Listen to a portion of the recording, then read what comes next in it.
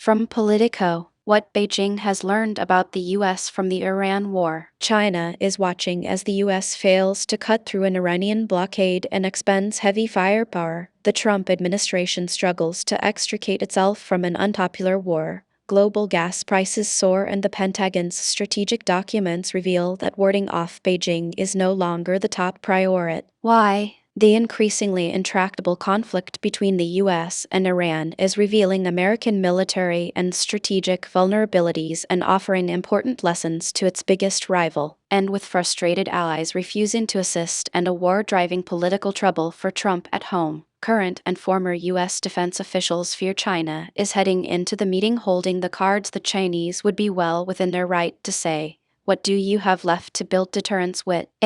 said a former defense official. As President Donald Trump and Chinese leader Xi Jinping prepare to meet for a high-stakes meeting next week, the U.S. is caught in an uncertain ceasefire. In order for a grand bargain to work, you would have to have the muscle to put behind it. You can't bluff on this question. The meeting between the two leaders comes 2 months after Trump postponed the initial gathering in Beijing, citing his need to focus on the then-nascent war. But the U.S. military campaign appears to have shifted from one bent on destroying Iranian nuclear programs to a messier, more protracted conflict focused on who controls the Strait of Hormuz, through which about 20% of the world's oil supply flows. China's military is absolutely closely studying our operations against Iran to identify vulnerabilities they can exploit in a conflict with the United States, said a defense official who, like others interviewed, was granted anonymity to discuss sensitive intelligence matters. The official said China looks at how U.S. military commanders plot operations and put their plans into action, down to the pace of missile strikes and intelligence gathering. The Chinese embassy, Pentagon, and White House did not respond to requests for comment. Beijing, which has been rapidly building up its long-range missile and drone stockpiles, has almost certainly noticed the U.S. struggles to reopen the strait or stop Iranian attacks on Navy ships and allies throughout the region. The rerouting of ships, air defenses, and troops from the Pacific to the Middle East is also a sign that the U.S. arsenal is not unlimited. The Pentagon is still showing strong tactical performance, said a defense official. The question that they have to answer is whether that's unique to the current administration or a broader issue in American warfare. American defense officials have insisted publicly that the moved assets, which include an aircraft carrier strike group and several Navy ships carrying 2,500 Marines,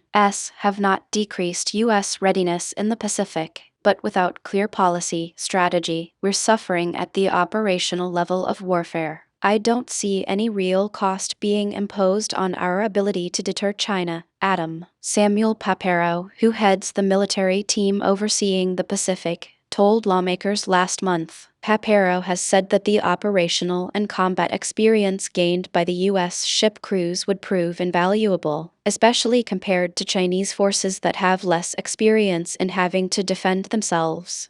While Chinese forces are far more advanced than Iran, Tehran has proven especially adept at using cheap, one-way attack drones to conduct large-scale attacks and overwhelm some air defenses. The Chinese missile stockpile is likely much larger than the one Iran has on hand, so they can treat some of their missiles in the way that Iran has treated their drones, said Becca Wasser, a defense strategy expert who served on the congressionally appointed National Defense Strategy Commission. They don't need to use drones to confuse air defense radars and overwhelm systems in quite the same way, she said. So there would be no real husbanding of assets, at least in the early phases of potential war with the U.S. Beijing has its own struggles. China has not fought a war since invading Vietnam in 1979 and is in the middle of an extensive military purge that led to 2 former defense ministers, Lai Shangfu and Wei Feng, sentenced to death this week. The crackdown has resulted in the dismissal of more than 100 senior military officers since 2022, according to a tally compiled by the Center for Strategic and International Studies think tank. But just as the U.S. has monitored Beijing's military growth, the Chinese government has conducted detailed studies of American troops for decades.